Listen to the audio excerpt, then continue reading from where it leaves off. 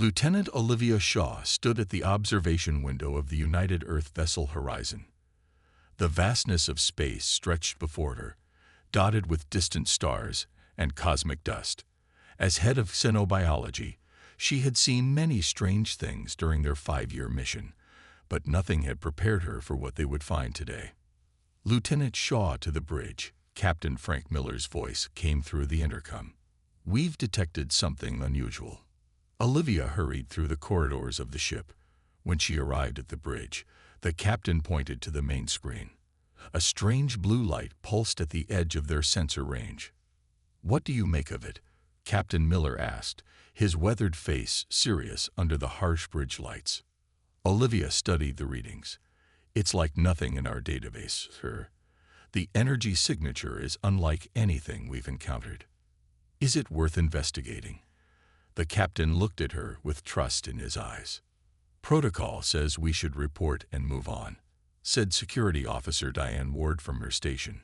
"It could be dangerous." Olivia couldn't explain the feeling that pulled at her. "I think we should take a closer look, Captain." After a moment's thought, Captain Miller nodded. "Set course for the anomaly. Steady approach." As they drew closer, the sensors revealed something impossible. A human-like figure floating in the emptiness of space without any protection. "That can't be right," said communications specialist Alan Carter, adjusting the sensors. "No one could survive out there." "Scan again," ordered the captain. The results came back the same. A woman-shaped being drifted through the vacuum, her skin shimmering like frost under starlight. "Is she alive?" Captain Miller asked. Medical Officer Kate Freeman checked her readings twice. "According to this, yes. But that's impossible. Prepare a retrieval team," the captain ordered. "Lieutenant Shaw, Officer Ward, and Dr. Freeman will accompany me. Mr. Carter, you have the bridge." The landing team suited up and boarded the shuttle. As they approached the mysterious figure, Olivia noticed how equipment began to malfunction around them. The temperature in their shuttle dropped rapidly. "Something's interfering with our systems," Diane warned, her hand resting on her weapon. They carefully brought the figure aboard. Up close, the woman looked almost human, except for the way lights seemed to move beneath her pale skin. Her eyes remained closed, her long silver hair floating around her face as if she were underwater. Back aboard the Horizon, they placed her in quarantine. Dr. Freeman ran scans while Olivia observed through the glass. "Her body temperature is nearly absolute zero," Dr. Freeman said in disbelief. "By all laws of biology, this should be impossible." A young technician named Greg entered with additional equipment. As he moved past the examination table, his sleeve brushed against the woman's exposed arm. The reaction was instant. Greg froze solid, his body turning to ice from the point of contact outward. His face locked in an expression of surprise as frost spread across his features. "No!" Olivia shouted as alarms blared throughout the medical bay. Captain Miller pulled Dr. Freeman back just in time. "Evacuate the room." As they backed away, the mysterious woman's eyes snapped open. They were the color of Arctic ice, ancient and deep. She sat up slowly, looking at her surroundings with confusion. When she saw the frozen technician, horror crossed her face. "Not again," she whispered, her voice somehow carrying through the glass. "I didn't mean to." Olivia stared in amazement and fear as the woman carefully slid from the table, making sure not to touch anything else. Frost formed on the floor beneath her bare feet. "Who are you?" Captain Miller demanded through the intercom. The woman looked directly at them, sadness in her ancient eyes. "My name is Ilara," she said, "and you should have left me in the void where I can harm no one." The temperature in the quarantine room continued to drop, and ice crystals formed on the observation window between them. Captain Miller ordered the entire deck sealed off. The frozen body of Greg, the technician, remained in the quarantine room with Ilara, who stood as far from it as possible. Her eyes never left the ice statue that had been a living man moments before. "I need to talk to her," said Olivia. "We need to understand what we're dealing with." "Too dangerous," Diane replied, her hand still on her weapon. She killed Greg with a single touch. Dr. Freeman studied the readings from inside the quarantine room. The temperature around her is nearly absolute zero. Nothing should be able to live at that temperature, yet she exists. Captain Miller made his decision. Set up communication through the intercom. No one goes in that room. Olivia approached the glass. Elara, can you hear me? My name is Lieutenant Olivia Shaw. Elara turned toward her voice. You should leave me. Set me adrift again. I am a danger to your kind. What are you? Olivia asked.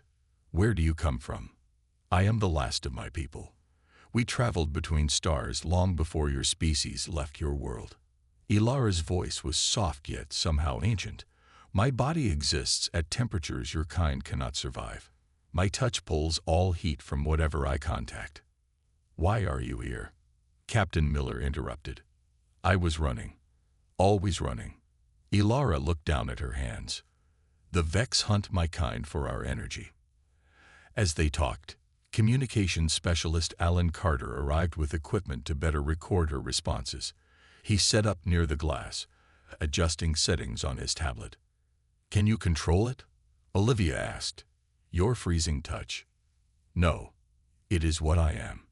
Frost spread from Elara's feet across the floor.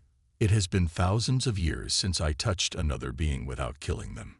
Ellen moved closer to the glass, fascinated. You've been alone all that time. Elara met his eyes. Something passed between them. Recognition, perhaps. Yes. Alone.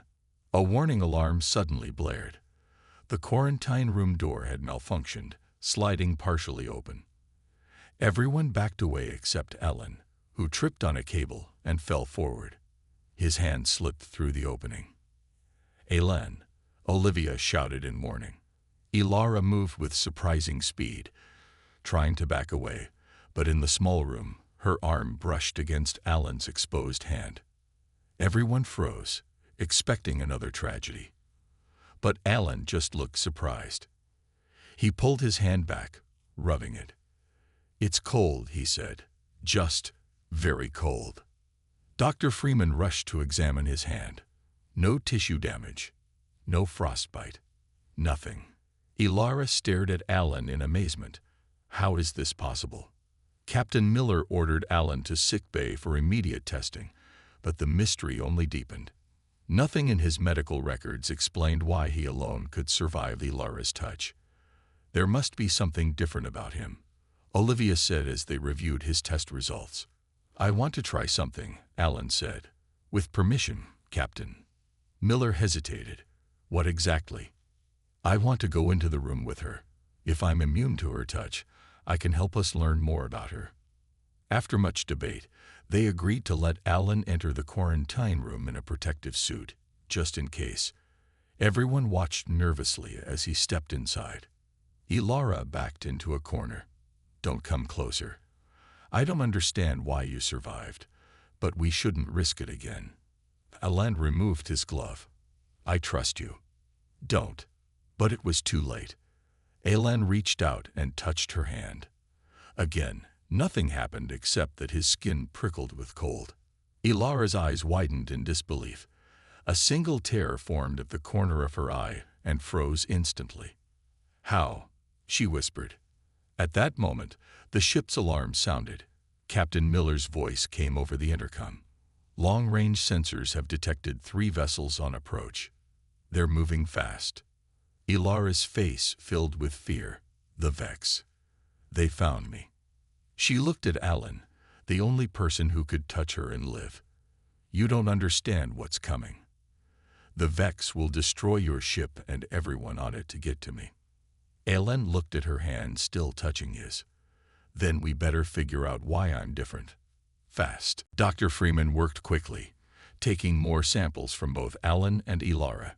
The science team gathered around screens filled with data, while Captain Miller prepared the ship for possible conflict. I think I found something, Dr. Freeman said, pointing to her screen. Alan has a rare genetic mutation. His cells can produce heat at an amazing rate. Olivia leaned closer to look. So when Elara pulls heat from him, His body just makes more, fast enough to keep him alive.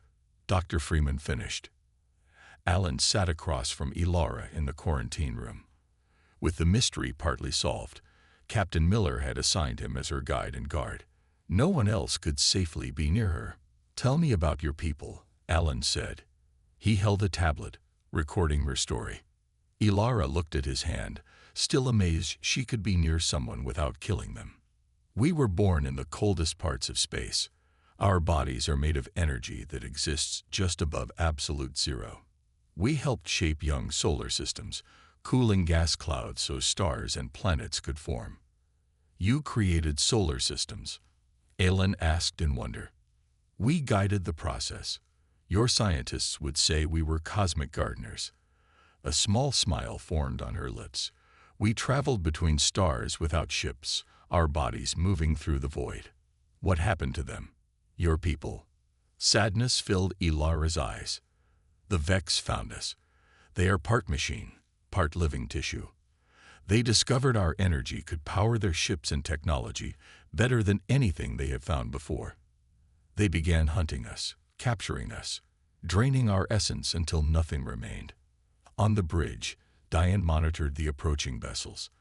"They'll be in weapons range in 6 hours, Captain." "Can we outrun them?" Captain Miller asked. "No, sir. Their ships are faster." Captain Miller faced a difficult choice: protect this strange passenger or surrender her to save his crew. Meanwhile, Alan continued talking with Elara. He showed her images of Earth and human colonies on other worlds. "Your species has spread far in such a short time," she said. "We're explorers. We want to learn about everything out there." "Even dangerous things like me?"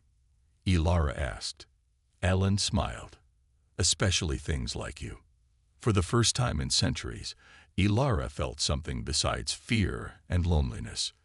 This human looked at her with fascination instead of terror. He treated her like a person, not a monster. Olivia entered the observation area next to the quarantine room. "Captain wants an update. Has she shared anything that might help us deal with these Vex?" Alan nodded. "The Vex are biomechanical beings. They use the energy from Elara's kind to power their technology. She says they have weapons that can detect her specific energy signature through any shielding. So hiding won't work," Olivia frowned. "No, and they won't stop until they have her." Olivia watched them through the glass. "You've gotten close to her quickly." Alan looked at Elara, who was examining a digital star chart he'd given her. "She's been alone for centuries. I can't imagine that kind of isolation." "Be careful," Olivia warned. "We still don't know everything about her." After Olivia left, Elara turned to Alan. "Your friend is right to be cautious. I am dangerous. Not to me." Alan replied. "Perhaps that is why I feel." She paused, searching for the word. "Connected to you. In my lifetime, I have watched stars die and new ones be born. I have seen civilizations rise and fall, but I have never been able to simply sit with someone, to talk without fear." Alan reached out slowly and took her hand. The icy cold penetrated his skin, but caused no harm. "Tell me more about the Vex. If we're going to survive them, I need to understand what we're facing." Elara squeezed his hand gently. "They will not stop. Not until they have me or are destroyed. And they have destroyed far more powerful beings than your ship has ever encountered. Then we'll just have to be smarter than them," Alan said with determination he didn't entirely feel. On the bridge, a communication alert sounded. Captain Miller straightened in his chair. "We're being hailed," said the officer at communications. "On screen," ordered the captain. The view screen flickered to life, showing a face that was half metal, half gray flesh. "Human vessel," the being said, its voice cold and mechanical. "You have something that belongs to us." Captain Miller stood tall as he faced the screen. "This is Captain Frank Miller of the United Earth vessel Horizon. We are on a peaceful exploration mission." The half-metal face on the screen showed no emotion. "We are the Vex Collective. You have taken our property. Return the cold one to us immediately." "We have no property of yours," Miller replied firmly. "We have a guest who came to us freely. The Cold One is a power source, not a person. You have 1 hour to surrender it, or we will take it by force." The screen went black. Miller turned to his crew. "Battle stations. I want all defensive systems ready." In the quarantine room, Alan told Ilara about the message. Her face showed fear, but also resignation. "I should surrender myself," she said quietly. "Your people will die protecting me." "That's not going to happen," Alan said. "Captain Miller doesn't abandon people to slavers or hunters." "I am not human," Ilara reminded him. "Doesn't matter. You're a person, not a thing." The ship lurched suddenly, throwing them both off balance. Alan helped Ilara up, her cold touch no longer strange to him. "They're firing on us," he said, earlier than they promised. The intercom crackled. "All crew to emergency stations. This is not a drill." Alan's communicator beeped. It was Olivia. "Alan, the captain wants you to move Ilara to the inner chamber. It's more protected." They hurried through the corridors. The ship shook again, harder this time. Lights flickered. "They're trying to disable our engines," Alan explained as they moved. "Standard tactic." When they reached the inner chamber, Dr. Freeman was waiting with more equipment. "I've been analyzing your energy signature, Ilara. It's fascinating. If we could find a way to use it." Another blast hit the ship. Alarms blared throughout the corridors. "We have a breach in Section 4, came a voice over the intercom. "Security teams respond." Diane's voice came through Alan's communicator. "They've attached a boarding craft to our hull. They're cutting through." Ilara looked at Alan with determination. "I can help." "How?" he asked. "My touch can stop them." Alan understood immediately. "That's too dangerous. You'd have to get close to them." "It's the only way," Ilara insisted. "They want me. Let me face them." Before Alan could argue further, the ship rocked with an internal explosion. The lights went out, replaced by dim emergency lighting. "They're inside," Dr. Freeman said, fear evident in her voice. Alan made a quick decision. "Stay here with Dr. Freeman. I'll get help." "No," Ilara grabbed his arm. "Together. Your crew cannot fight them alone." The sounds of weapons fire echoed from nearby corridors. Alan knew she was right. He helped her to her feet, and they moved toward the sounds of battle. They found chaos. Strange beings, half machine and half gray flesh, pushed forward against the security team. Diane led the defense, but her people were falling back. The Vex weapons fired strange blue energy that seemed to slow anyone it touched. There, one of the Vex pointed at Ilara, the Cold One. Alan pulled Ilara behind him, but she stepped forward instead. "This ends now," she said. With determined steps, Ilara walked straight toward the Vex. The first one reached for her with a mechanical arm. She grabbed it. Instantly, frost covered the metal, spreading to the organic parts. The Vex soldier froze solid. The others hesitated, not expecting resistance from their power source. Ilara used their confusion to touch two more. They froze just as quickly. The remaining Vex fired their weapons at her. The energy passed through her cold form without effect. She touched each one she could reach, leaving a trail of frozen figures. When it was over, 5 Vex soldiers stood frozen like statues. Diane and her security team stared in amazement. "Are you okay?" Ellen rushed to Ilara, who had dropped to her knees. "Using my energy weakens me," she said, her voice faint. "I need time to recover." Diane approached cautiously. "Thank you. You saved my team." The ship shuddered again as another attack hit the outer hull. "This was just the first wave," Diane said grimly. "There are 3 ships out there." Ellen helped Ilara up. She leaned against him, visibly weaker. "I can feel them searching for me. Their sensors are hunting my energy signature." Captain Miller's voice came over the intercom. "All hands, prepare for emergency maneuvers. We're making a run for the asteroid field. The horizon shook as it pushed its engines to maximum power. Outside, space seemed to blur as they raced toward the distant cluster of asteroids. 3 Vex ships followed close behind, firing whenever they got in range. "Hull damage on decks 3 and 5, reported an officer. "Keep going," Captain Miller ordered. "We need to reach those asteroids." In the medical bay, Alan sat beside Elara.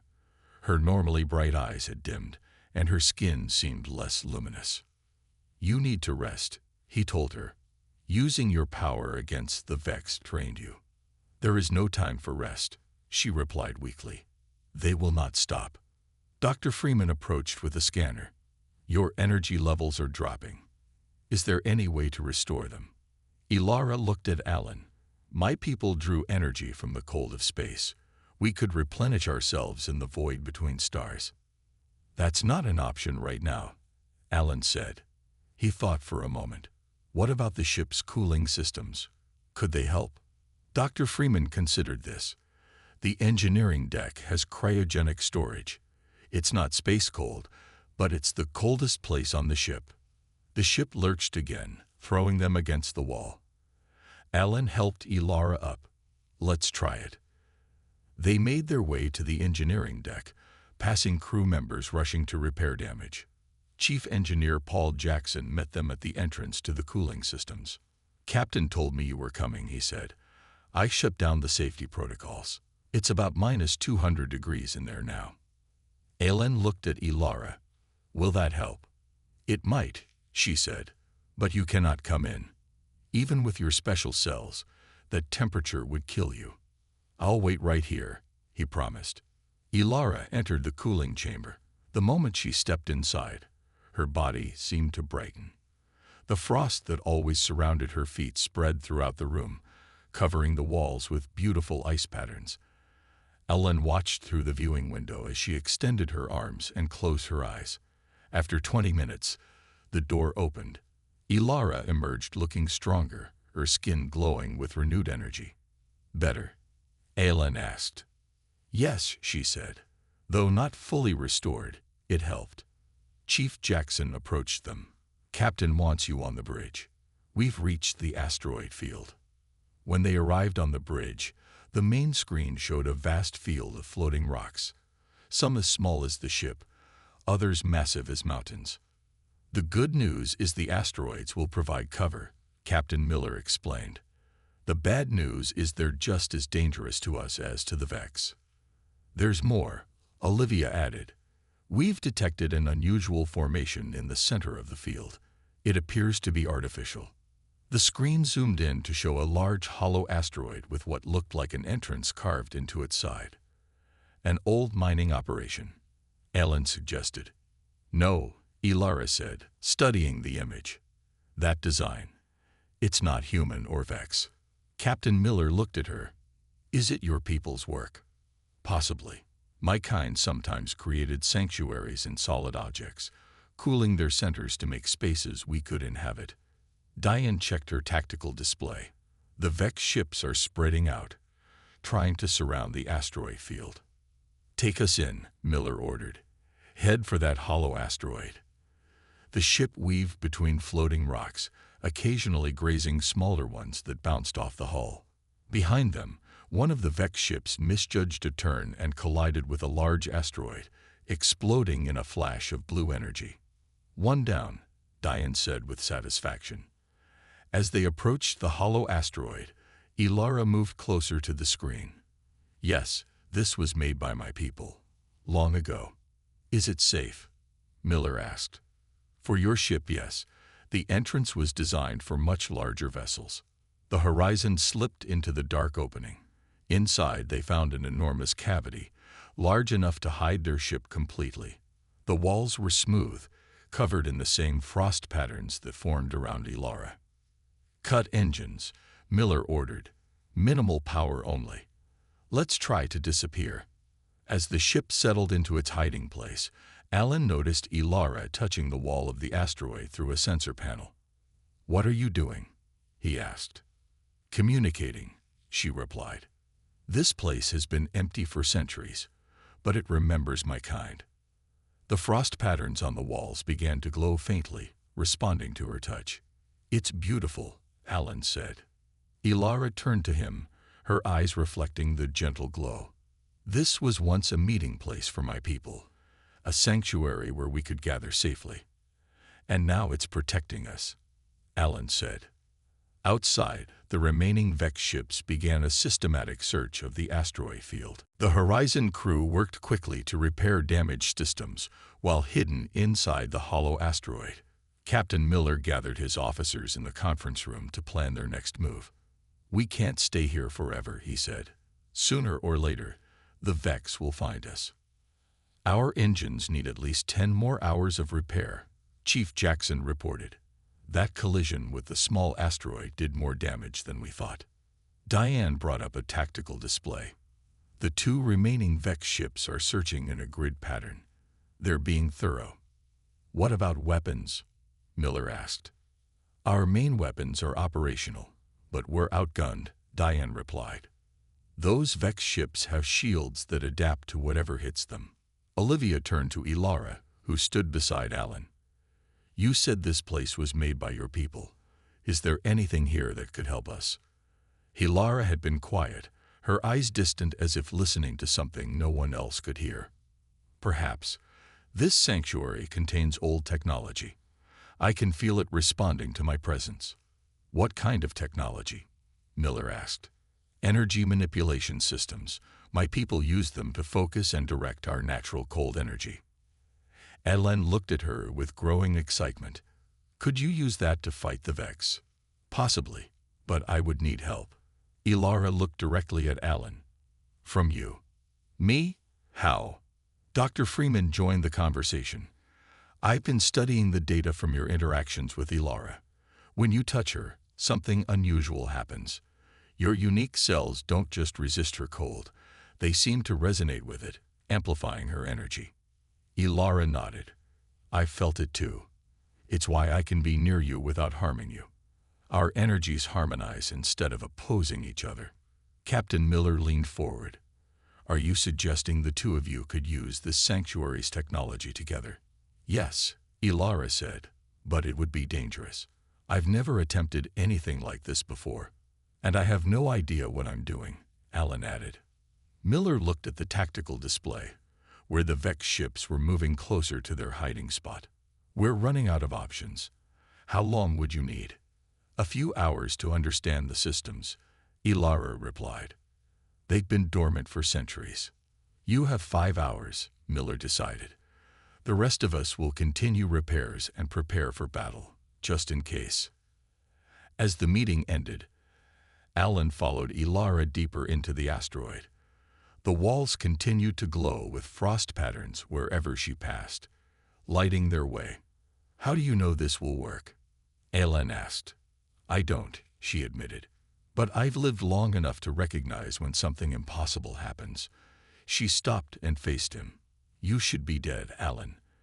Anyone who touches me should freeze instantly. Yet here you are. She reached out and took his hand. The cold penetrated his skin, but now he could feel something else, a gentle pulse of energy flowing between them. Do you feel that? She asked. Yes. What is it? A connection I haven't felt in 1,000 years. Her eyes seemed to look through him, into something vast and ancient. My people could form bonds with compatible species. Instead of drawing heat away, we could share energy. They reached a large chamber deep within the asteroid. The walls were covered with intricate frost patterns that glowed brighter as Ilara approached. In the center stood a circular platform with 2 handprints embedded in its surface. This is it, she said. A focusing chamber. Alan examined the platform. These handprints look human. No, my people had similar form to yours. We believed it was not coincidence, that someday our kinds might meet as equals. She placed her hand in one of the prints. The entire chamber brightened. Place your hand in the other. Alan hesitated. What will happen? If we're compatible as I believe, our combined energy could create a weapon against the Vex. Her eyes met his. Or it could kill you. That's not very reassuring. Alan said with a nervous smile. I've been alone for centuries, Ilara said softly. Until you, everyone I touched died. Now I'm asking you to risk your life on something I barely understand myself. Alan looked at her, this ancient being who had wandered the stars alone for so long. I trust you. He placed his hand in the second print. Immediately, cold energy surged through him. The chamber filled with brilliant blue-white light as frost spiraled up from the platform, encircling them both. On the bridge of the horizon, Captain Miller watched as the walls of the asteroid began to glow. Blue-white energy flowed between Alan and Ilara as they stood connected through the ancient platform. Alan felt cold spreading through his body, but it wasn't painful. Instead, it felt like power, pure and ancient. Your energy is joining with mine, Ilara said, her voice echoing strangely. Can you feel it? Alan nodded. His hand in the print was now covered with a thin layer of frost that extended up his arm in beautiful patterns. What do we do with it? Focus, she instructed. Think about directing the cold outward, like a wave. Alan closed his eyes and tried to imagine the energy flowing through him, then pushing out into space. The platform beneath them hummed, vibrating with increasing intensity. In the command center of the horizon, everyone watched as the asteroid's walls pulsed with light. What's happening? Captain Miller asked. Olivia checked her readings. Energy levels are off the charts. Whatever they're doing in there, it's working. The Vex have noticed too, Diane warned. They're changing course, heading straight for us. Miller made a quick decision. Prepare for emergency departure. As soon as Jackson gives the all-clear on engines, we move. Inside the chamber, the energy continued to build. Alan felt as if his body might burst from the power flowing through it. Ilara, he gasped. I don't know how much more I can take. She looked at him with concern. We need to release it soon, but not here. We need to direct it at the Vex. How? Alan asked through gritted teeth. We must return to your ship. Ilara carefully removed her hand from the platform, but kept her other hand touching Alan's shoulder. The energy continued to flow between them, though less intensely. Don't break contact with me. We need to maintain the connection. They moved quickly through the asteroid passages, still surrounded by swirling frost energy. When they reached the ship, they found the crew preparing to leave. The Vex have found us, Captain Miller told them. We're about to make a run for it. We need to face them, Ilara said. Alan and I have harnessed the energy of this place, but we must be closer to use it against them. What exactly can you do? Miller asked, eyeing the frost energy that circled around them. Create a cold wave, Ilara explained. If we can get close enough, we can freeze their systems, disable their ships. Miller looked at Alan. You okay with this, Lieutenant? Alan nodded, though his face was pale from the strain. Yes, sir, but we need to hurry. Take them to Airlock 3, Miller ordered. It has the clearest line of sight to the entrance. At the airlock, Ilara and Alan prepared while the Horizon powered up its engines. Through the viewport, they could see one of the Vex ships approaching the asteroid entrance. Remember, Ilara told Alan, focus on pushing the energy outward when I give the signal. The ship moved out from its hiding place, facing the approaching Vex vessel. Immediately, the enemy fired, striking the Horizon's shields. Shields at 70%, came the report. Hold steady, Miller ordered. Get us in range. The ships closed distance. When they were just a few hundred meters apart, Ilara nodded to Alan. Now, together, they pressed their hands against the airlock window. The frost energy that had been swirling around them surged forward, penetrating the hull as if it wasn't there. A massive wave of cold shot toward the Vex ship. On the bridge, everyone watched as the beam of cold energy struck the enemy vessel. Frost formed instantly across its surface, spreading like lightning to cover the entire ship. Its lights flickered and died. Direct hit, Diane reported. Their systems are shutting down. But in the airlock, Alan collapsed to the floor. Elara caught him, cradling his head. "Alan," she cried, "stay with me." Dr. Freeman rushed in with a medical team. "His body temperature is dropping fast," she reported after scanning him. "He's going into shock." Elara looked devastated. "I took too much from him. His special cells couldn't produce heat fast enough to compensate. We need to get him to medical now," Dr. Freeman said. As they lifted Alan onto a stretcher, his eyes fluttered open. He looked at Elara, his lips blue with cold. "Did it work?" he whispered. "Yes," she said, tears forming in her eyes and freezing on her cheeks. "You saved everyone." "Worth it," he murmured before losing consciousness again. Elara watched as they rushed him away, her ancient face filled with a very human emotion, guilt. 3 weeks passed aboard the Horizon as they traveled away from the asteroid field. The disabled Vex ship had been left behind, and the last enemy vessel had retreated after seeing its companion frozen solid. In the medical bay, Alan lay unconscious. His body was covered with intricate frost patterns that refused to melt. Dr. Freeman had tried everything to wake him, but nothing worked. Elara hadn't left his side. She sat near his bed, not touching him, afraid that any contact might make things worse. "His condition is stable," Dr. Freeman told Captain Miller during his daily visit. "But these frost patterns on his skin, I've never seen anything like them." Elara looked up. "They're part of me. When we channeled the energy together, a piece of my essence transferred to him." "Is that what's keeping him unconscious?" Miller asked. "I don't know," Elara admitted. "This has never happened before. No mortal has ever handled so much of my energy and survived."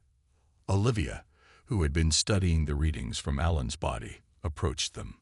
"Look at this," she said, pointing to a screen. "The patterns are changing." They watched as the frost lines on Alan's skin shifted slightly, forming new designs. "They look like the patterns in the asteroid sanctuary," Olivia noted. Elara moved closer to look. "Yes, they're communicating." "With what?" Miller asked. Before Elara could answer, Alan's eyes opened. Everyone stepped back in surprise. "Alan?" Dr. Freeman leaned over him. "Can you hear me?" Alan blinked, his eyes adjusting to the light. When he spoke, his voice sounded normal but carried an echo, as if someone else spoke with him. "I hear you," he said. "We hear you." "We?" Miller questioned. Alan sat up slowly, looking at his arms where the frost patterns glowed faintly. "Elara and I. We're together now." Elara moved to his side, her face showing wonder and confusion. "How is this possible?" Alan looked at her, truly seeing her even though his eyes focused elsewhere. "When the energy overwhelmed me, you tried to pull it back. But instead of leaving, your essence merged with mine." He smiled. "I can feel you inside my mind." Dr. Freeman scanned him again. "Your body temperature is far below normal, but you seem perfectly healthy." "I feel different," Alan said. "Stronger, colder." He held out his hand toward a glass of water on a nearby table. The water froze solid instantly. Captain Miller watched with concern. "What exactly happened to you?" "I'm still me," Alan assured him. "But I'm also carrying Elara with me now. We've become something new." Alan stood up, moving carefully as if testing his new body. He looked at Elara, who still stood nearby in her physical form. "Try something," he said to her. Elara reached out hesitantly and touched his arm. For the first time, her touch didn't freeze him, because he was already cold. "Can you still?" he began. Before he finished the question, Elara's physical form began to dissolve into swirling frost. The patterns matched those on Alan's skin. Then, to everyone's amazement, she reformed beside him. "We're connected," she explained. "I can exist separately, but we share the same energy now." "This is unprecedented," Olivia said, recording everything. "You've become a hybrid life form." Captain Miller, always practical, asked, Will you be able to control the freezing? We can't have crew members turning to ice if they bump into you. Alan nodded. We can control it now. Together, we understand how the energy works. To demonstrate, he picked up Dr. Freeman's stylus. It didn't freeze. The last Vex ship retreated, but they'll be back with reinforcements, Diane said from the doorway. They'll hunt you across the galaxy. Alan and Ilara exchanged a look, communicating silently. Then Alan spoke. We've been talking while I was unconscious. Ilara shared something important with me. She's not the last of her kind. This caught everyone's attention. There are others? Miller asked. A small group hiding in a distant system, Alan confirmed. With your permission, Captain, we'd like to set course for their location. They've been in hiding for centuries, Ilara added. But with what Alan and I have become, we might be able to help them. Perhaps even help our species learn to coexist. Miller considered this. After a moment, he nodded. I'll request permission from Earth Command. Our mission is to explore and make peaceful contact with new species. He looked at Alan, with his glowing frost patterns, standing beside Ilara's shimmering form. Though I'm not sure they expected one of our own to become a new species. Alan smiled, his breath visible in the air, even though the room was warm.